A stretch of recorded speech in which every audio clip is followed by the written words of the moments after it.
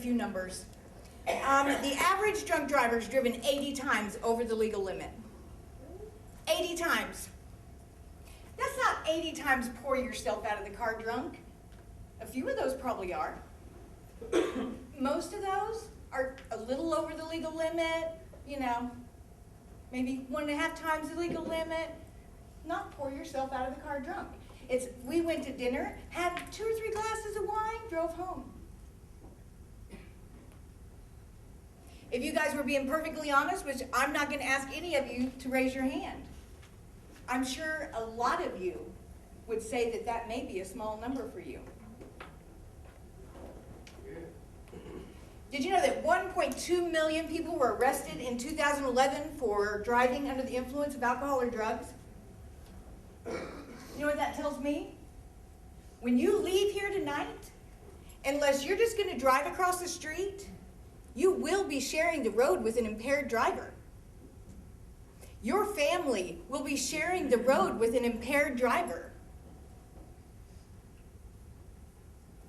Guys, it's a matter of choice.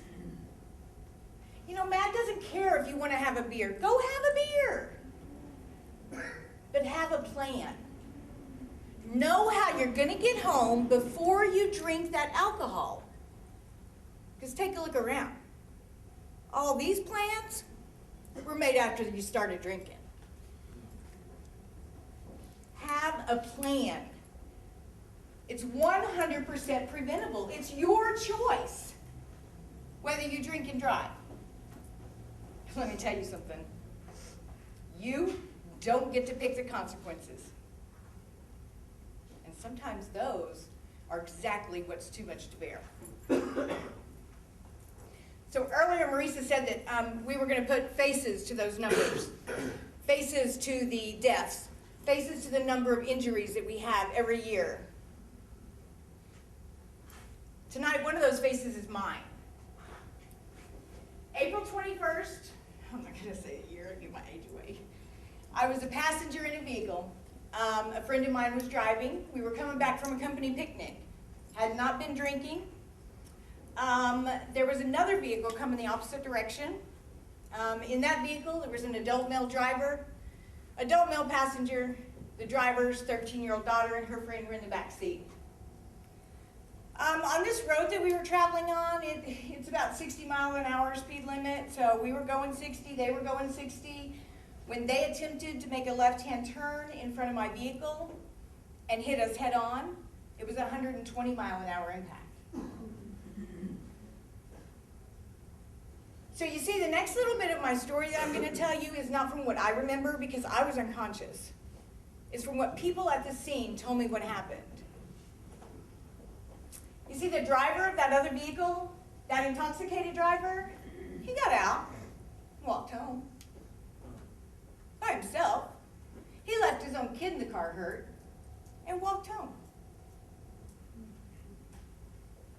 The other adult passenger in that vehicle, well, he got out of the car too.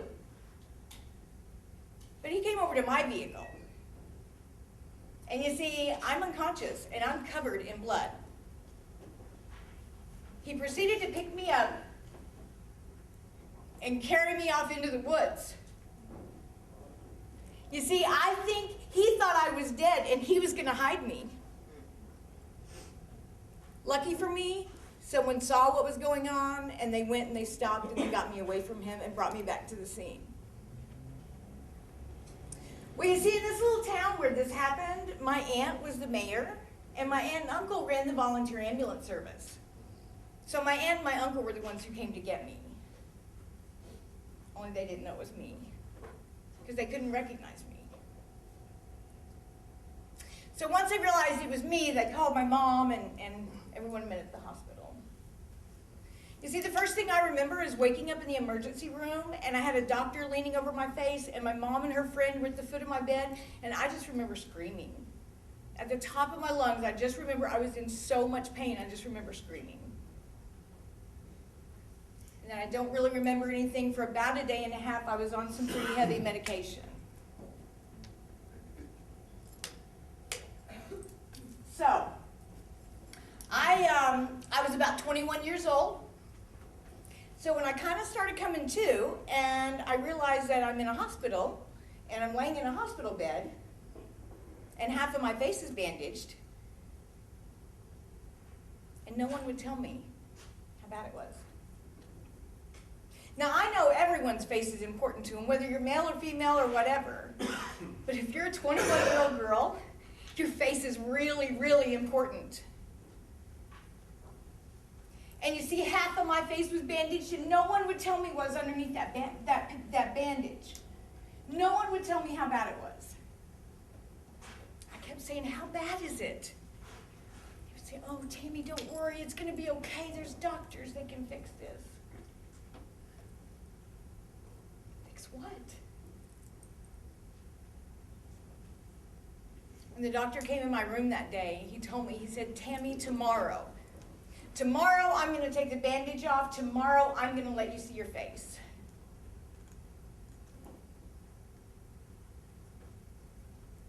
That was the longest 24 hours of my life.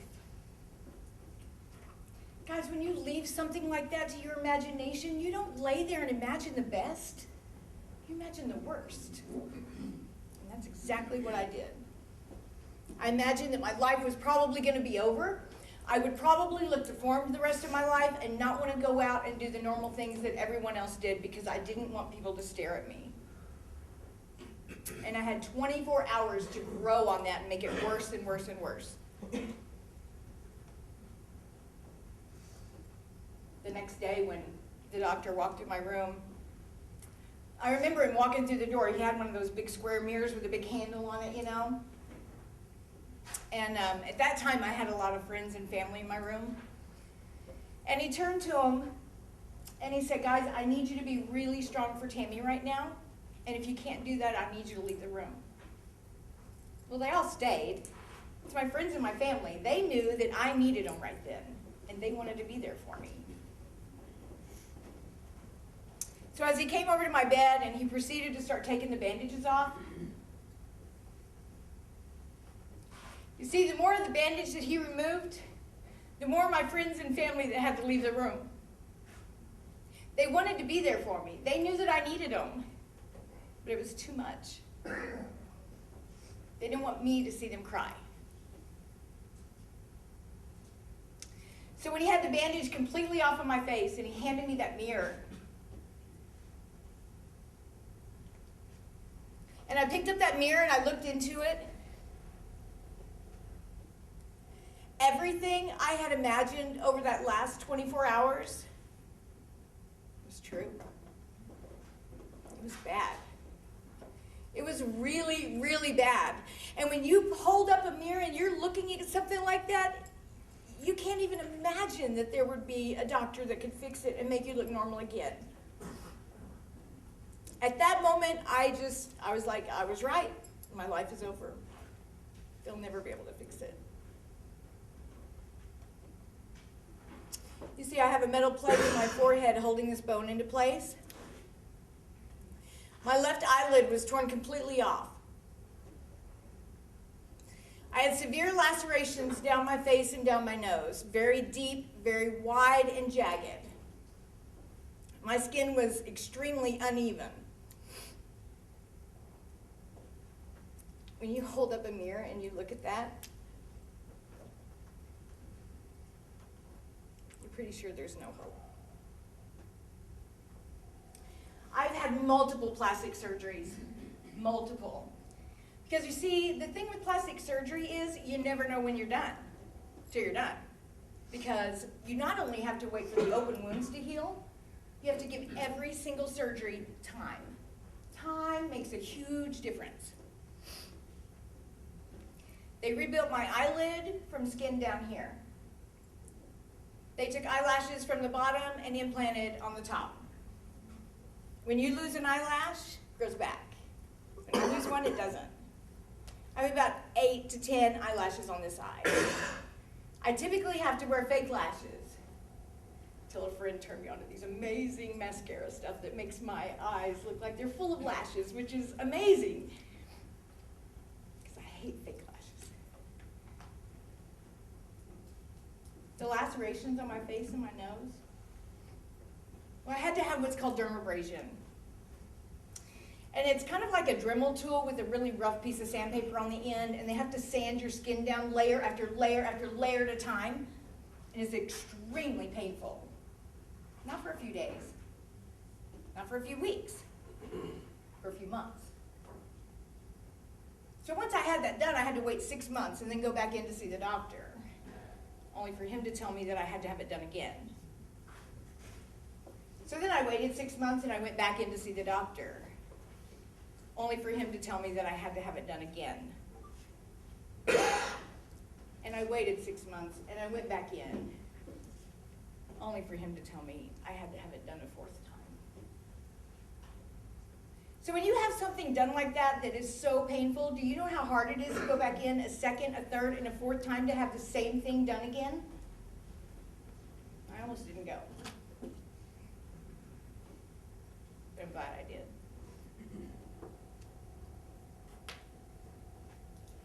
You see, I went back and looked at the car after the crash. You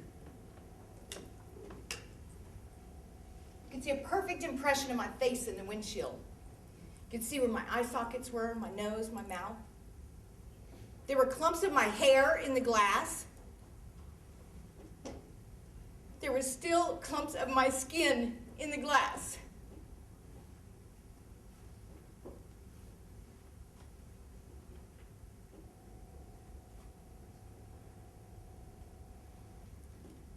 You see, the night of that crash, I had 2 car seats in the back of my car.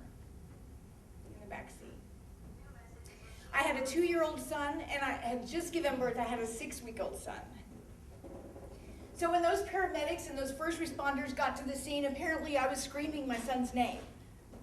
And they had no idea if my children were with me or not, if they had been ejected, if they were out in the field. They didn't know. But everyone was out in this field searching. Can you imagine what was going through their mind? Not knowing if they were going to find a dead baby or an injured baby out in that field. I want you to fully understand that it's not just about you. These things affect so many people. The very first doctor that did the first surgery on me the night of the crash came up to my room later, and he said, "Tammy, I have to tell you the truth. I've never worn a seatbelt a day in my life." The night I did surgery on your face. He said, when I got done with surgery, I went out to my car and I sat there and I cried for a while. And then I put my seatbelt on. And he said, I'll never go another day without it. You see, back then it wasn't a law. No one wore their seatbelt. I'm pretty sure they just had them in there to kind of even out the weight of the car. We didn't wear them. And who knows? Different people have said different things. If I would have had my seatbelt on, this could have happened, that could have happened. It is what it is. What happened, happened.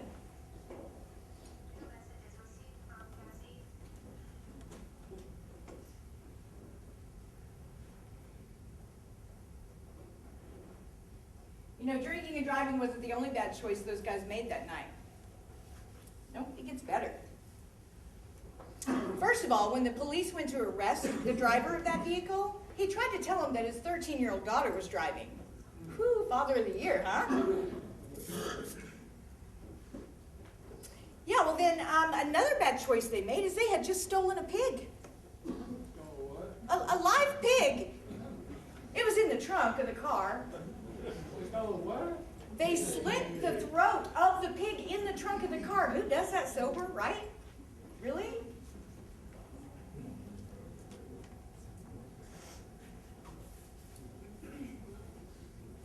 I went to court the day he was sentenced. The judge allowed me to stand in front of him so he could see the fresh wounds on my face. It was just a few months after the crash, so it was very real. I don't know if it mattered to him or not. I don't know. But he got 1 year. 1 year. Me? I got life. Because although I had some great plastic surgeons and I'm extremely lucky to be alive, every morning when I wake up and I go brush my teeth and put my makeup on to start my day, the first thing I see are the scars on my face. At night, before I go to bed and I go brush my teeth and take my makeup off, the last thing I see are the scars on my face. You see, I don't go anywhere without makeup, at least eyeliner and mascara. We go to the lake, my kids identify me, my mom's the one over there with a mascara running down her face. I get really bad migraines. I have to go to the ER and get shots about once every 3 months for a really bad migraine. I'm in excruciating pain, but I have to run in there and put mascara and eyeliner on before my husband takes me to the ER. He's like, really? People are there in their pajamas, honey. It's okay. I'm like, no. As long as I have eyeliner and mascara on, it hides some of the scarring around my eye and it doesn't stand out like some big flashing sign.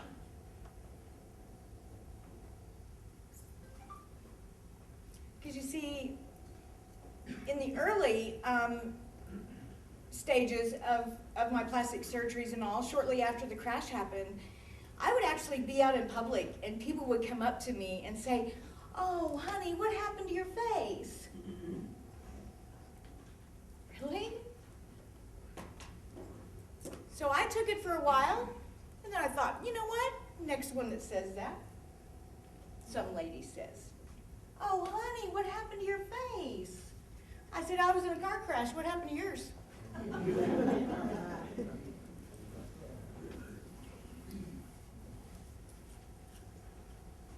You know, I've thought this through. If my husband and I decide that we want an ice cream cone at 9:45 at night and we're going to go through the drive-thru, I have to have eyeliner and mascara on. Because if I'm sitting in that passenger seat and we go through that drive-thru, that cashier's going to see the left side of my face. And when we pull away, I don't want her to say, "Oh my God, I wonder what happened to that girl's face."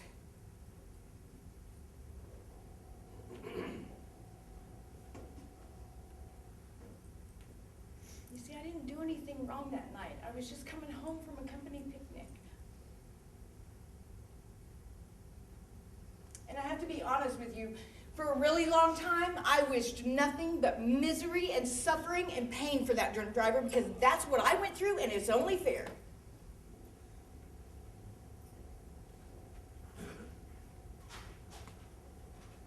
Then it hit me one day. He didn't even know me. He didn't even know me. Why would he want to hurt me? He made a bad choice. He didn't get to pick the consequences. I know now, if he could go back, he would change it. Why would he want that for me? He didn't even know me. I know he didn't want to hurt me. He didn't wake up that morning and say, "You know what, I'm going to go get drunk and I'm going to ruin Tammy Hahn's life. That's what I'm going to do today." He didn't do that. Him and his buddy were out having a good time. They had a few drinks. They got in the car. They were going up back home after they got that pig.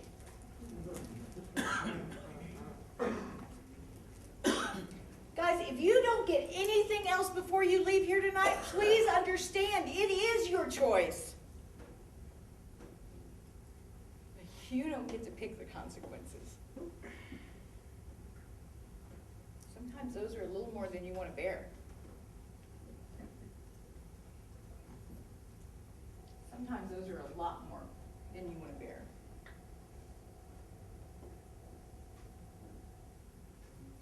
So tonight I'm going to tell you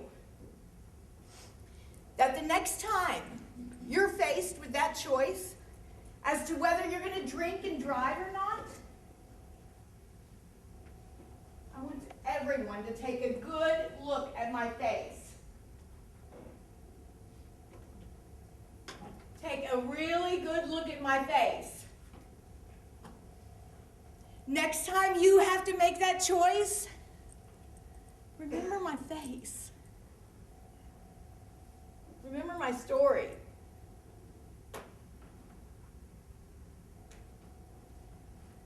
Remember my pain. And I think you'll make a better choice. You still look good. Thank you. I still got it going on.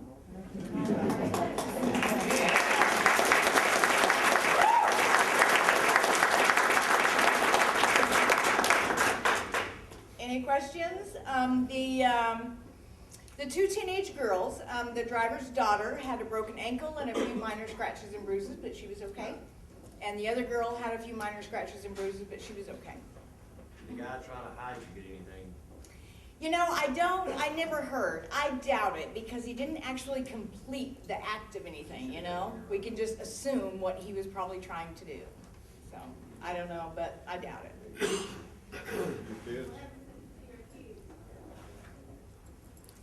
I can't believe I left you guys hanging on that so long. I'm so sorry.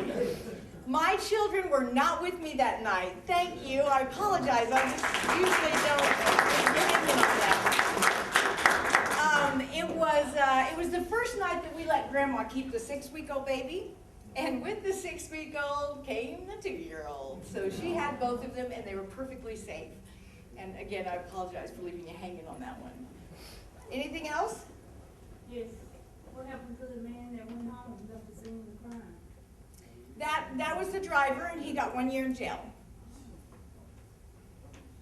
And was he still, he still had his daughter after that? You know, the thing with this case is, this man was an alcoholic. And I realized that, and he was untreated, and he needed help. I hope he was able to get that. And a lot of people ask me, have I forgiven him? And it took me a really long time, because see, you know, my sister, she's really religious, and she kept saying, Tammy, you've got to pray for him. You've got to pray for him. I said, really? How do you pray that something nice happens to someone you have so much anger towards? And let me tell you something, I have been praying for him. I prayed he got hit by a train. I prayed a brick fell on his head. I've been praying. It's like, no, good things. And then later is when I realized that he didn't wake up that day to hurt me. He made a bad choice. I hope none of you make a bad choice again. I don't want any of you to go through that pain that I went through.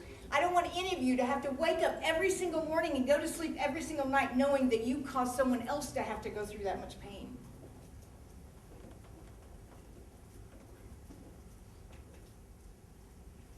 It's your choice. But remember, you don't get to pick the consequences. All right, so about your receipts. A little overexcited there. I can make this last 2 hours if you want me to.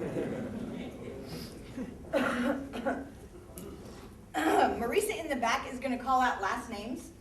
And so please remain seated and quiet until you hear your name, and then you may get up and go back there and get your receipt. Now here's another thing I want you to know. Some people kind of complain a little bit about having to pay the $10 and all that, but that $10 goes for equipment. A lot of times these victim impact panels, like in my town where I do mine at, I have a projector and computer and screen, and that goes to pay for that. It goes to pay for these receipt books. It goes to pay for our staff to keep track of all that when you guys lose them, and we have to get you a copy, which is another thing. Make a copy when you leave here, because those things will cost you another $10 if you lose it and need a copy. So any other programs that we do throughout the community, we have to raise that money. We have some underage drinking prevention programs called Power of Youth and Power of Parents that we do at local high schools. And let me tell you something, it does save lives.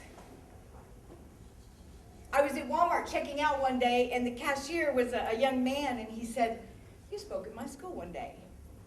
I said, "What school do you go to?" And he told me. I said, "Yeah, I sure did."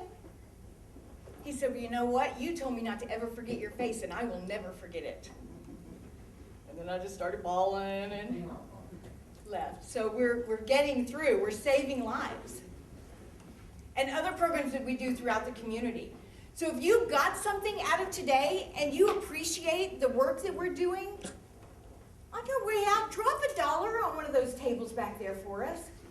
If everybody in this class leaves $1, we'll have enough money to buy enough books of the little, catalog things that we give the kids, to do a Power of Youth program at one of the local high schools. Now, I will say, we do take 5s, 10s, 20s, 100s, credit cards, checks, IOU, pretty much anything. You guys help me save a life. Who knows? That life we saved may be one of your loved ones. All right, Marisa? Okay, I'm gonna say right now, so many of y'all, I still got a few sheets left. Tammy, will you tell us, call up your name? Sure, That I have. absolutely.